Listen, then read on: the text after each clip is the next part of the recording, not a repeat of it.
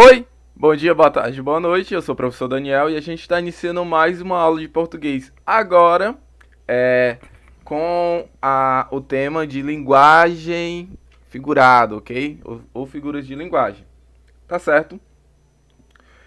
Lembra quando a gente começou a estudar a linguagem denotativa e a linguagem conotativa? Vocês lembram, né? Quando a gente começou a estudar isso, a gente deixou algumas coisinhas lá para completar, não é isso? Algumas lacunas, algumas perguntas. E aqui irão ser resolvidas essas perguntas. Por quê? Porque a gente estudou na linguagem denotativa que ela leva o sentido literal das coisas, ok?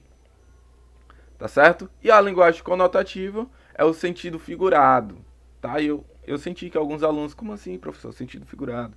É o sentido que foge do normal da gente falar, tá certo? Atribuindo novo significado a palavras, a frases completas, tá certo? Com isso, a gente vai estudar isso agora, beleza? A gente vai conhecer quais são os sentidos figurados, quais são essas figuras de linguagem, tá? E a gente vai classificar elas direitinho, tá certo? Então vamos lá começar. Figuras de linguagem são recursos expressivos que se revelam pelo modo não convencional com que as palavras são trabalhadas, tá certo? Então não é comum da escrita, do falante, escrever dessa forma, tá? Ele meio que faz um novo significado para cada palavra, para cada frase. Então vamos lá, aqui ó, no exemplo. De seus dentes pálidos surgiu, enfim, um sorriso. Por que eu destaquei aqui o pálidos? Porque o pálidos é uma característica, é um adjetivo da face da gente. Como assim da face? Do rosto, tá? Quando a gente diz seu rosto está pálido, está certo. Mas quando a gente atribui a outra coisa, como os dentes, não é tão comum, né? Mas não é proibido fazer isso, tá certo? Isso é um recurso que a língua permite da gente fazer, que se denomina assim como figura de linguagem, atribuindo um significado para os dentes, ok? Fica até meio artístico assim, bonito, tá? Então, o não convencional, para a gente colocar na nossa fala, na nossa escrita, não quer dizer que está errado, quer dizer que está diferente, tá certo? A gente vai aprender algumas características e a gente pode utilizar tanto na nossa fala como na nossa escrita. E perceber que a gente já usava e não percebia. Então vamos lá. Nas figuras de linguagem a gente tem quatro classificações. Aqui eu coloquei só três, porque são várias, gente, são muitas. E a gente vai estudar só essas três, ok? Cada uma dessas três eu tirei algumas figuras, tá? Pra gente estudar. Por quê? De novo, são muitas e a gente vai estudar. Aqui tem no livro de vocês, aqui pede o livro de vocês, ok? A gente vai ter as figuras de palavras, figuras de pensamentos e figuras sintáticas. Então vamos lá conhecer. Figuras de palavra. Vamos lá. São recursos expressivos que encontram nas palavras quando elas adquirem um sentido novo, diferente do convencional. É aquilo que eu expliquei das figuras de linguagem em geral. Então vamos lá. Primeiro a gente tem a comparação, é a aproximação de dois termos ligados por meio de um conectivo, entre os quais existe uma relação de semelhança. Gente, sempre quando tiver esses conectivos, como, por, se tiver preposição e se tiver conjunção, pode ser uma comparação se tiver semelhança entre os dois termos, tá? A gente tem aqui o exemplo. A chuva caía como lágrimas de um céu triste. Tá certo? Mas, Daniel, qual é o primeiro termo e qual é o segundo termo? O primeiro termo é esse que não está destacado. A chuva cai. Esse é o nosso primeiro termo. Beleza? E aqui a gente tem um conectivo, que é o como. Tá certo? E depois a gente tem toda a nossa parte para fazer a comparação com o primeiro termo. A gente vai ter o segundo termo, tá? Lágrimas de um céu triste, ok? Como assim? O céu tem sentimento? O céu ele chora? Não, ele só queria aqui na frase só queria destacar de como caía a chuva, tá? Do céu, ok? Tá. Aí a gente vai para a metáfora. A metáfora é um pouquinho parecido com a comparação, tá? Então vamos conhecer. É um termo empregado com significado de outro por haver entre ambos uma relação de semelhança. Mas Daniel, é a mesma coisa. Não, não é a mesma coisa. Por quê? Porque aqui na metáfora ela é mais direta, ok? Não tem conectivo, mesmo sendo uma comparação com outra coisa. Tá? Vamos ler aqui. O meu corpo é uma fogueira. Tá vendo que não tem conectivo? Não tem como, não tem por. Tá? Isso dificulta um pouquinho o entendimento de certas metáforas, ok? Poderá ser um pouquinho complicado de compreensão. Isso vai depender do grau de como você vai colocar essa metáfora. Tá certo? Então, a metáfora ela é a comparação de dois termos, ok? Mas sem conectivo, deixando assim mais dificultoso o entendimento do significado dela. Tá? Vamos lá, passei para outro. A gente tem a catacrese. É o termo empregado com significado de outro por falta de palavra própria para nomear determinados seres. Como assim, Daniel? A gente tem aqui no exemplo. Não sente no braço do sofá. Eita, eu esqueci o ponto aqui. É o ponto de exclamação. Tá? Quando eu falo isso, o braço do sofá... O sofá tem braço? Tem cotovelo, tem ombro, tem braço, sofá? Não, não tem braço. Mas como é que chama a parte do sofá lateral? Como é que a gente chama? Não tem, não é específico. A gente não é marceneiro, essa coisa que mexe com estofado, a gente não somos, tá? Não somos esse tipo de pessoa. Tá certo? Então a gente não sabe como atribuir um nome a essa parte do sofá. Do mesmo jeito, quando eu falo cuidado com o pé da cadeira. A cadeira tem pé? Tem dedo no pé? Não. Mas como eu não sei o nome da base da cadeira, eu posso falar o pé, porque é ela que sustenta a cadeira. Tá certo? Então a catacrese é o denominar, tá? Algum ser, tá certo? Partes dele como se eu não soubesse o real nome dessa parte. Tá certo? Como a gente pode ver aqui, ó. Não sente no braço do sofá. O sofá não tem braço, mas eu não sei a parte do sofá, que a gente chama de braço. Então eu posso chamar de braço. Tá certo? Bem simples, tá? A gente utiliza isso bastante, tá certo? O rodapé da parede. Rodapé, gente. O que é rodapé? A parede tem pé? Não, não tem. Mas a gente sempre fala. Tá certo? E aqui a gente tem a metonímia, tá? É uma palavra ou expressão empregada no lugar de outra, por haver entre elas uma relação lógica. Tá certo? Aqui a gente deve frisar, porque tem algumas características importantes da gente denominar ela. Tá certo? Então ela é bem vasta, assim, nas coisas. E a gente vai ver agora. Vamos lá. A metonímia. A gente tem várias classificações, eu botei aqui algumas, tá certo? O autor pela obra, leio Drummond, porque me agrada, tá? Como assim você lê a pessoa? Não, é uma metonímia. Você lê a obra dessa pessoa, mas eu posso falar o nome da pessoa, tá certo? Tranquilamente, o autor pela obra. O outro, continente pelo conteúdo. Comer uma panela de arroz. Caraca, comer uma panela de arroz feita de arroz? Não. O arroz está dentro da panela. E quem comeu, comeu a panela toda do arroz. Do arroz, não a panela de arroz. Certo? A gente tem a outra parte pelo todo. O trem passa cheio de pernas. Como assim? O trem tem pernas? Não. O trem passou cheio de pessoas. Certo? O singular pelo plural. A criança precisa de direitos. Aqui eu quero falar que todas as crianças precisam de direitos. Tá certo? A marca pelo produto. Isso aqui é muito comum da gente falar, gente. É muito comum. Tanto é que eu coloquei isso aqui. Pega o Bombril. Mas o que é Bombril? Palha de aço, né? É comum a gente falar também, traz aqui boa. Mas aqui boa não é o nome do produto. O nome do produto é água sanitária. Que boa é o nome da marca. Do mesmo jeito do Bombril. O Bombril é o nome da marca da palha de aço.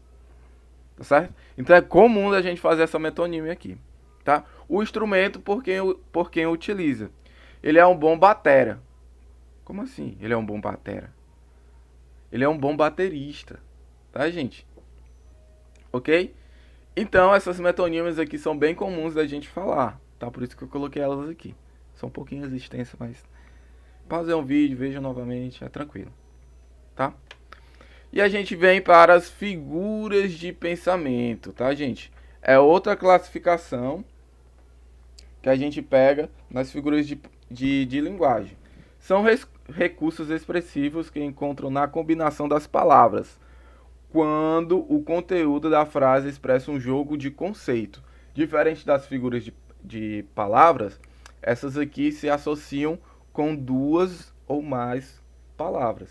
Nas figuras de palavras é só uma palavra, ok? Então vamos lá. Primeiro, antítese.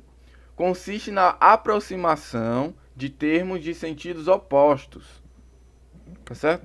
Como assim, Daniel? Sentidos opostos. Vamos ver aqui. Tristeza não tem fim. Felicidade, sim. Tristeza é o oposto de felicidade.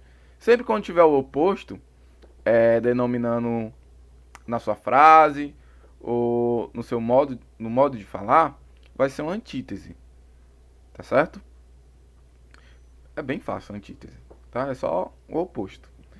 E a gente vem para a ironia. Essa aqui é legal. Eu gosto muito de utilizá-la. Consiste na inversão de sentido. Afirma-se o contrário do que se pensa, visando-se a ridicularização. Eita. A ironia, ela tem esse papel, tá? De ridicularizar aquilo que você pensa, colocando como o oposto. Tá? Como assim? Vamos ver no exemplo. Que careta mais bonita. Mas, gente, quem faz careta é pra ser feio, né? Então a pessoa que falou isso, ela achou a careta feia. Mas ela quis falar em forma irônica, denominando que essa careta é bonita, tá? Mas só pela forma dela colocar essas duas palavras, careta e bonita, dá pra gente perceber que ela achou a careta feia, porque uma careta é feia, certo? Então vamos lá para a próxima. Eufemismo.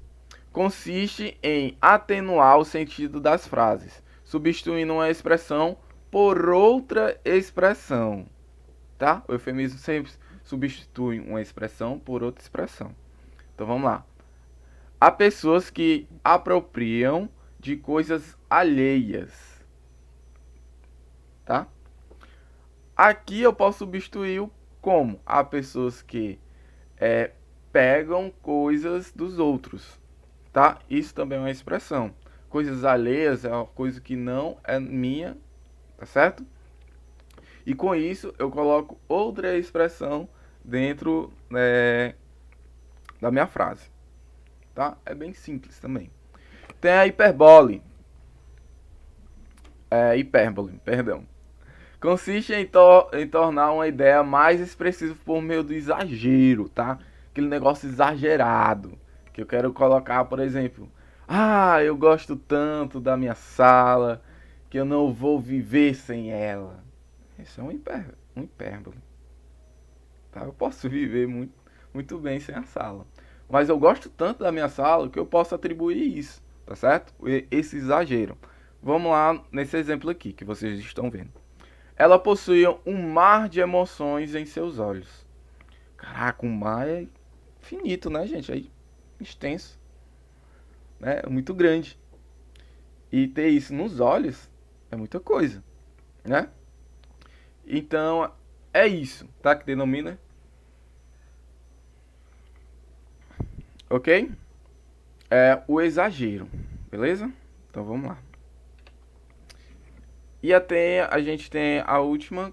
Acho que é a última. Deixa eu ver se é a última. É a última. É a última que a gente vai estudar das figuras de pensamento, que é a prosopopeia. Tá certo?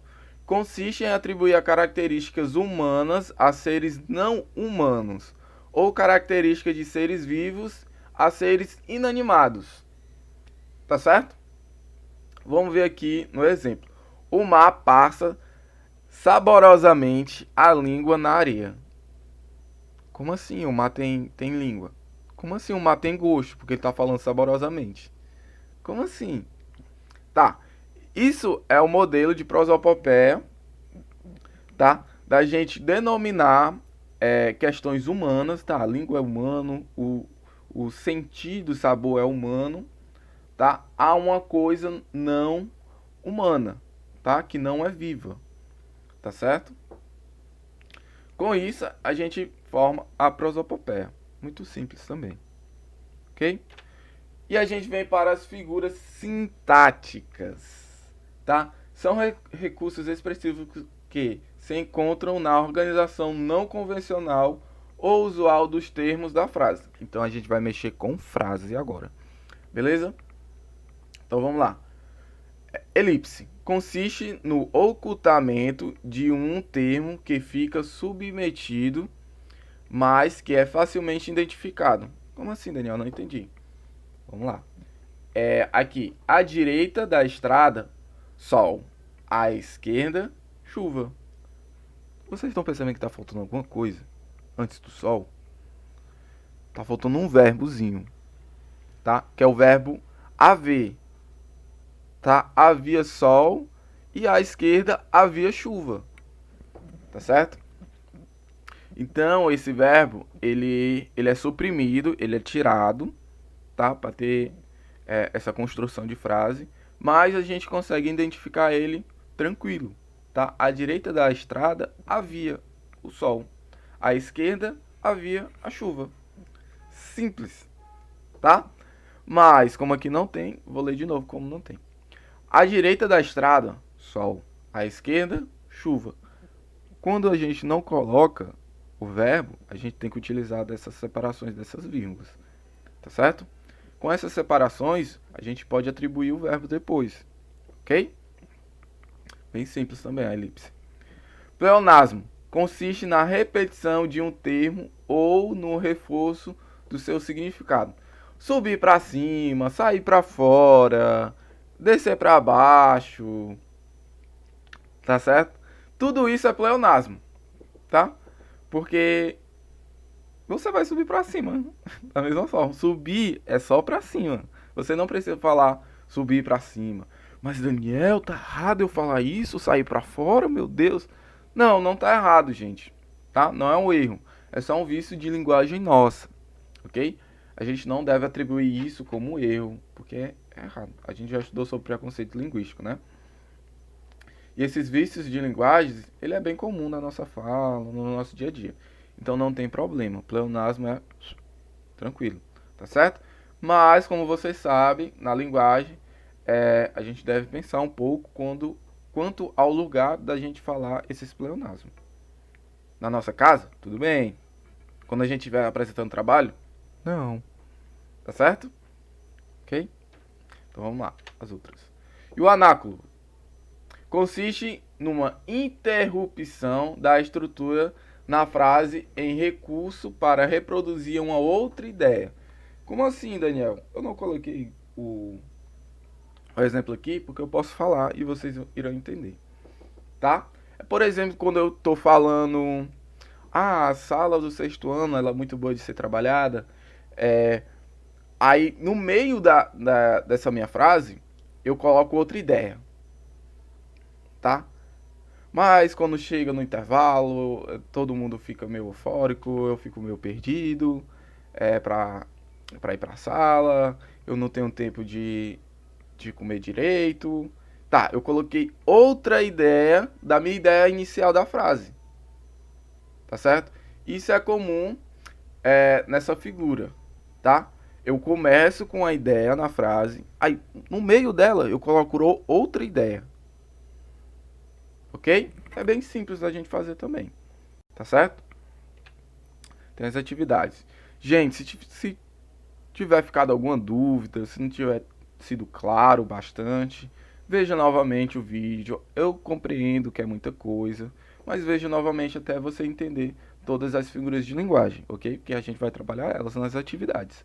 Aí a gente tem a atividade do livro de português da página 106 a 109. E a gente tem que entender, tá? Então é isso, pessoal. Até a próxima aula e Tchau.